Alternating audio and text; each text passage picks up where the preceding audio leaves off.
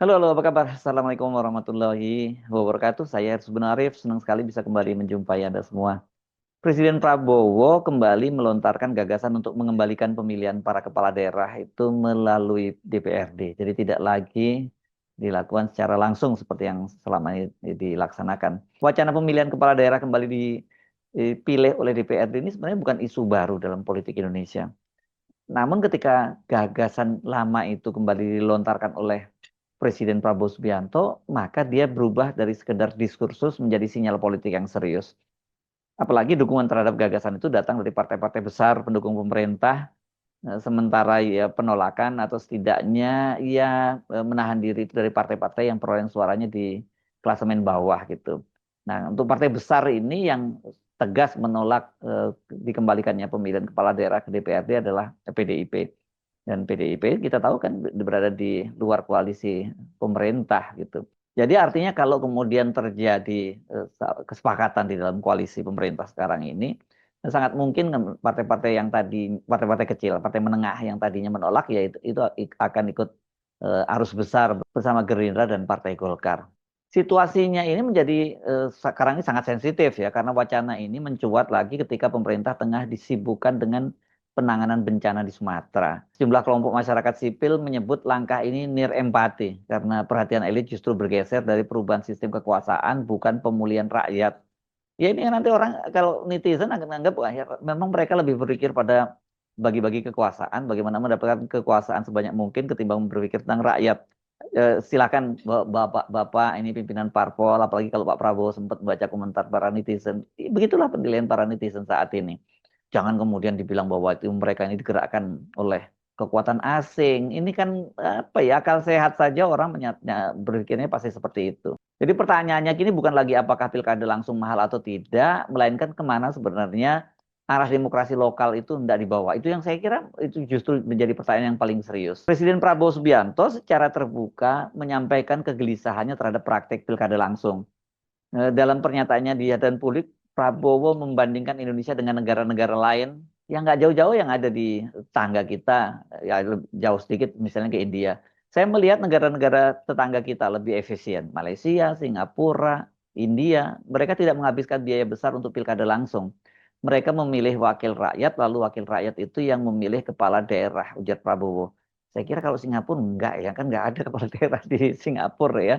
Mungkin Malaysia dan India. Kalau Malaysia kepala daerahnya itu kan justru langsung raja yang nggak dipilih ya gitu. Bagi Presiden Prabowo, demokrasi itu tidak boleh terjebak pada prosedur yang mahal dan melelahkan, tetapi harus menghasilkan pemerintahan yang efektif. Dalam sudut pandang ini, pemilihan oleh DPRD dianggap tetap demokratis karena DPRD adalah lembaga hasil pemilu rakyat. Jadi kalau Pak Prabowo sudah menyatakan seperti itu, ya ini bisa jadi fondasi utama argumen kubu yang mendukung perubahan sistem. Dukungan paling eksplisit itu datang dari Partai Golkar. Ketua Umum Golkar Bahlil Lahadalia secara terang-terangan menyatakan persetujuannya dalam pidato resmi HUT Golkar. Ini kemarin puncaknya dilaksanakan pada tanggal 5 Desember ya. Yang acara itu juga dihadiri oleh Presiden Prabowo. Kalau bisa dipilih oleh DPRD, kenapa harus pusing-pusing? Yang penting hasilnya untuk rakyat, kata Bahlil pada waktu itu ya.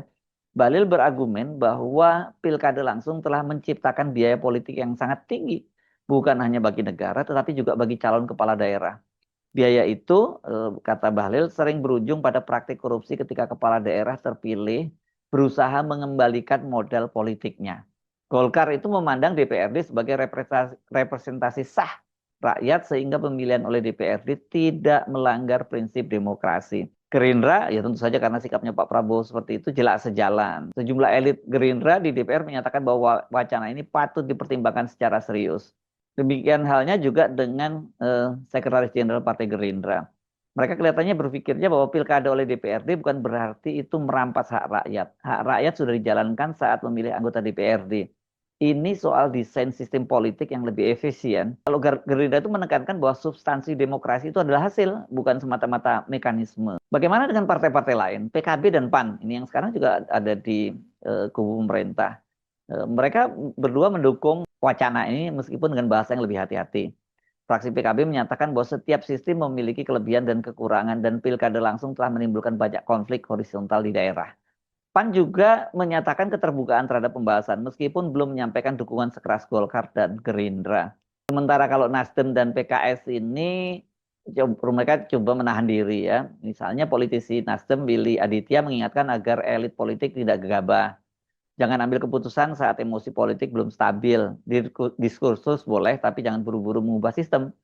Nah, kalau Wakil Ketua MPR dari PKS, Hidayat Nur Wahid meminta kajian konstitusional dan historis yang mendalam. Kita sudah punya pengalaman pahit di masa lalu, jangan sampai kesalahan itu diulang. Partai Demokrat yang ini menjadi pendukung pemerintahnya Prabowo menyatakan mereka menentangnya. Wakil Sekjen Partai Demokrat Renanda Bahtar menyatakan siapa yang bisa menjamin politik uang hilang jika pilkada dipilih DPRD. Jangan-jangan hanya pindah tempat dari rakyat ke elit. Saya kira ya, ini tepat ya karena ini deal-dealnya cukup dengan DPRD dan juga DPP partai dong, nanti DPP partai yang tinggal instruksikan ke bawah. Demokrat mengingatkan bahwa partai mereka pernah menolak hal serupa pada tahun 2014 dan konsisten memandang pilkada langsung sebagai capaian reformasi yang tidak boleh ditarik mundur. Wacana ini memang sempat mengerucut pada akhir kekuasaannya SBY, tapi karena protes yang banyak dari kalangan rakyat dan dari publik, kemudian SBY mencabutnya itu ya. PDIP ini menjadi satu-satunya partai besar di luar pemerintah yang menolak. Juru bicara PDIP Guntur Romli menyatakan pasal 18 Undang-Undang Dasar 1945 menyebut kepala daerah dipilih secara demokratis. Dan putusan Mahkamah Konstitusi sudah menegaskan bahwa maknanya adalah pemilihan langsung. Ini saya kira yang dimaksud ini adalah Undang-Undang Dasar 45 yang sudah diamandemen. PDIP menilai pengembalian pemilihan ke DPRD berpotensi memperkuat oligarki partai dan memutus hubungan langsung antara rakyat dan pemimpinnya. Nah, dalam soal ini masyarakat sipil juga kelihatannya satu arah dengan garis penolakan ini ya. Beberapa akademisi misalnya melihat ini sebagai sebuah kemunduran demokrasi. Jika hak rakyat itu hak dipilih langsung itu dicabut, maka yang dilemahkan bukan hanya rakyat, tetapi legitimasi kepala daerah itu sendiri. Nah, kalau kelompok masyarakat sipil sekarang lebih menyoroti timingnya ya, meskipun banyak juga di antara mereka yang menolak gagasan untuk kembali ke DPRD itu. Karena kalau mereka melihat timingnya sekarang ini negara menghadapi bencana, perubahan sistem politik dianggap tidak sensitif terhadap penderitaan rakyat. Pilkada langsung itu memang mahal dan penuh ekses, namun dia memberi legitimasi kuat dan ruang partisipasi rakyat.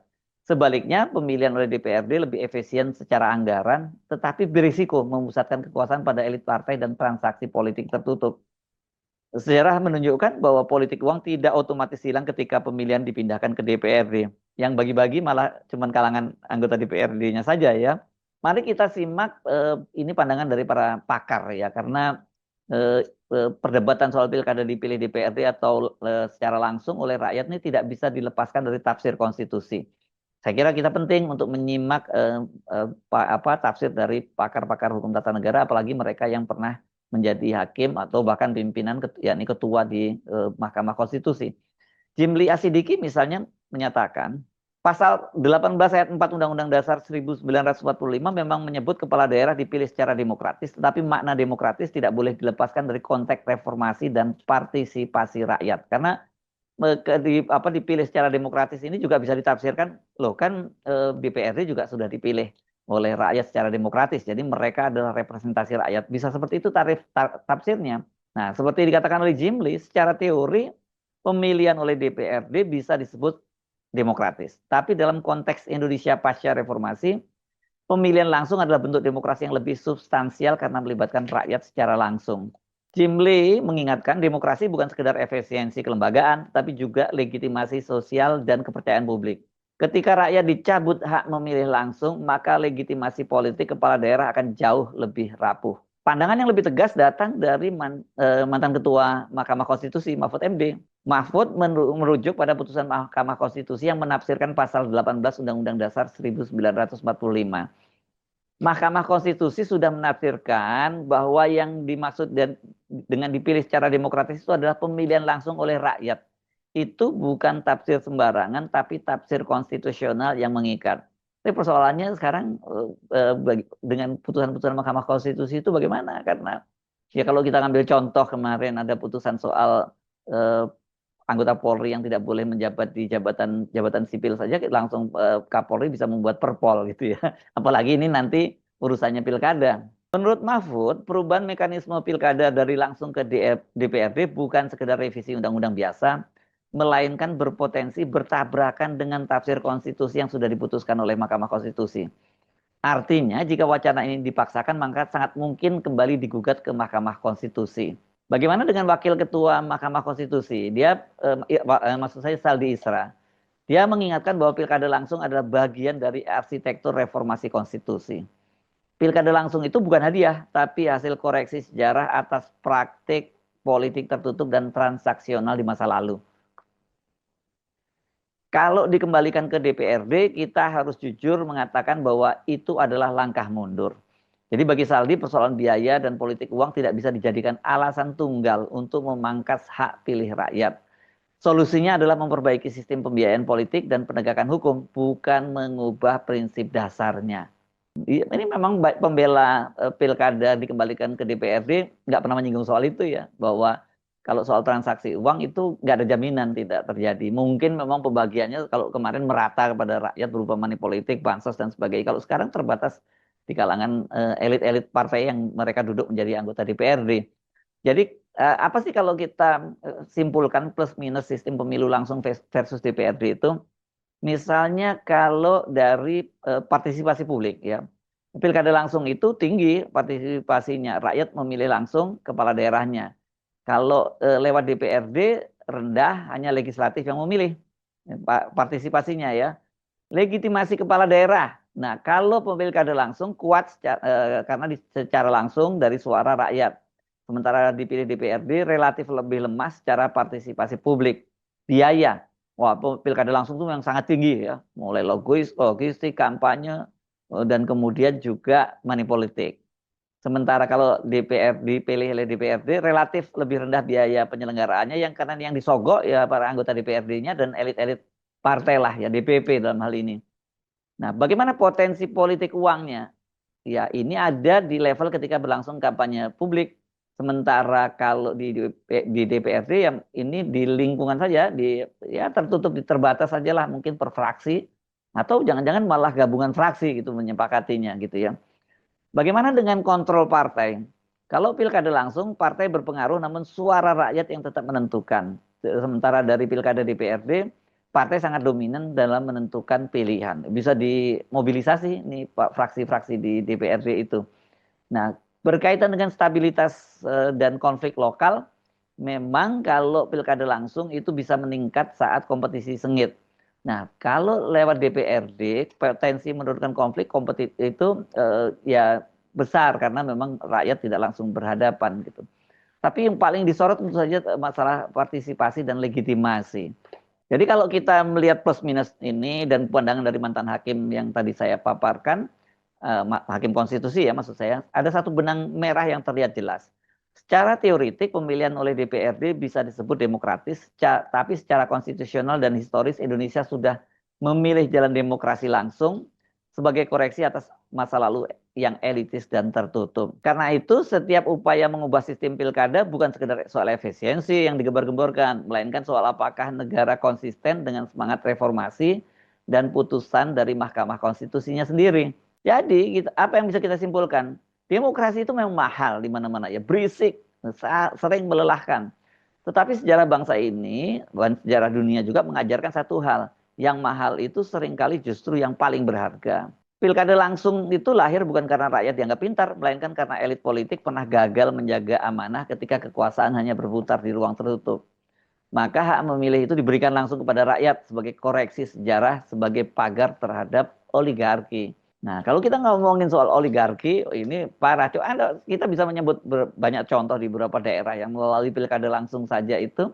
Di satu daerah itu mulai gubernurnya, wali kota, bupati, dan sebagainya itu semua dikuasai oleh satu korporasi besar. Itu di Lampung itu salah satu contohnya ya. Jika hari ini pilkada langsung dianggap bermasalah, pertanyaannya bukan bagaimana mencabut hak rakyat, melainkan mengapa negara gagal memperbaiki partai, pendanaan politik, dan juga penegakan hukumnya. Dan yang paling penting juga membuat rakyat itu pinter. Karena memang kalau dalam demokrasi, yang di suara itu di tangan rakyat yang masih bodoh, ya akan melahirkan pemimpin-pemimpin selain bodoh juga pemimpin yang culas, pemimpin jahat, pemimpin yang manipulatif. Efisiensi memang penting, stabilitas memang perlu. Tetapi demokrasi bukan sekedar soal murah atau mahal. Ini soal kepercayaan negara kepada rakyatnya sendiri.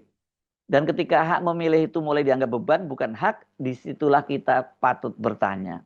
Yang sebenarnya mau dirapikan pemerintah ini sistemnya atau justru kekuasaannya?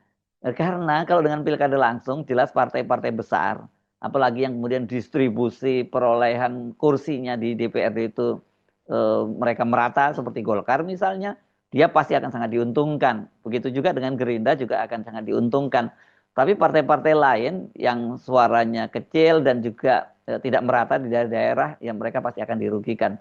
Tapi kita bukan bicara soal untung ruginya partai-partai, tapi yang kita bicarakan adalah bagaimana rakyat tetap berdaulat dan bisa menentukan pilihan pemimpinnya sendiri. Saya Arif Arif, sampai jumpa lagi. Wassalamualaikum warahmatullahi wabarakatuh.